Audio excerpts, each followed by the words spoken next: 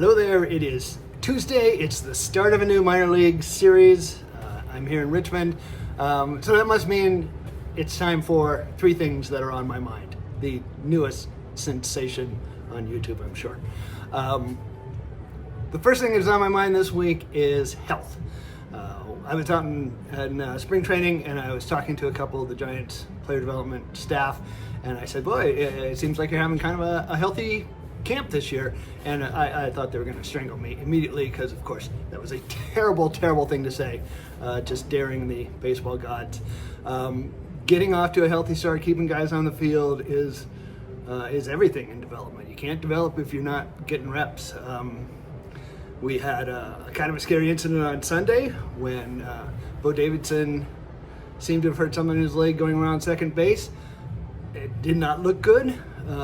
But here on Tuesday, he has not been placed on the IL. That's maybe a hopeful sign. Maybe that means it wasn't quite as bad as it looks. We'll see. On the other hand, Walker Martin was removed from his game on Saturday. He was placed on the IL today, which is too bad for a kid who really needs to get a groove going. No real clue what happened to Martin. He made a play in the field right before he was removed, making a long throw across his body. So possibly there's some kind of a tweak going on there. But IL stint 1 week into the season is a tough way to start a big year. And hopefully we'll see him back soon. It won't be a long stay. Those muscle pulls that happen in the beginning of the year, though, they do tend to take kids off the field for a while, and it's hard to get traction and rhythm with the season going if you're not on the field every day. Bryce Eldridge, as I mentioned in the mailbag today, has been getting in some action in extended spring games, so hopefully, he's feeling good again, most important thing, and on his way to a roster assignment at some point. Kind of related to that, the second thing that's on my mind is the weirdness of April baseball.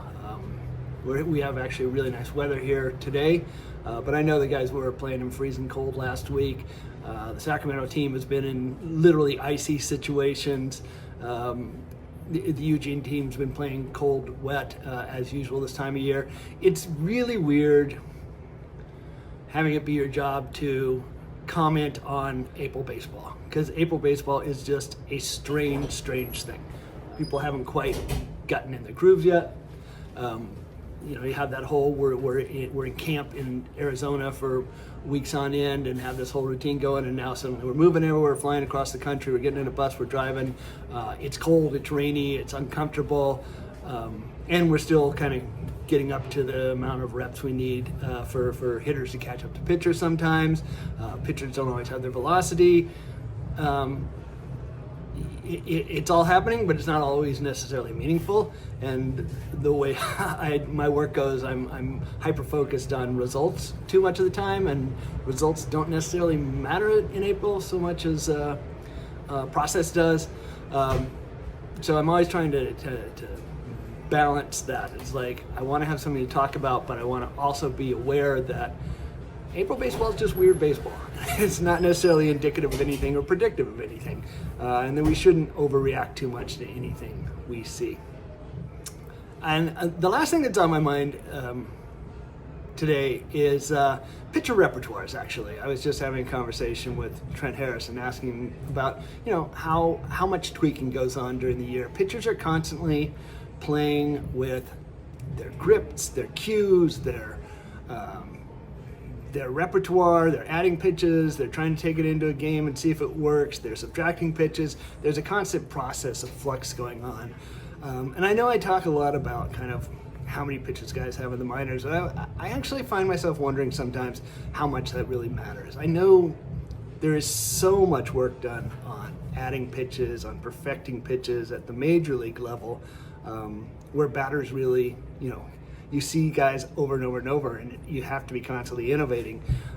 I do wonder if we sometimes make too much of that at the minor league level, of throwing strikes, competing, having consistent cues, consistent execution is more important sometimes than adding pitches. That maybe that comes later. That's the second layer of development, and just getting some of the basics down is more important. And the guy being a 2-pitch pitcher in A-ball, that's or double A, not the end of the world, because there are more pitches that can come. That's Tuesday, the series is about to start, and that's 3 things that were on my mind.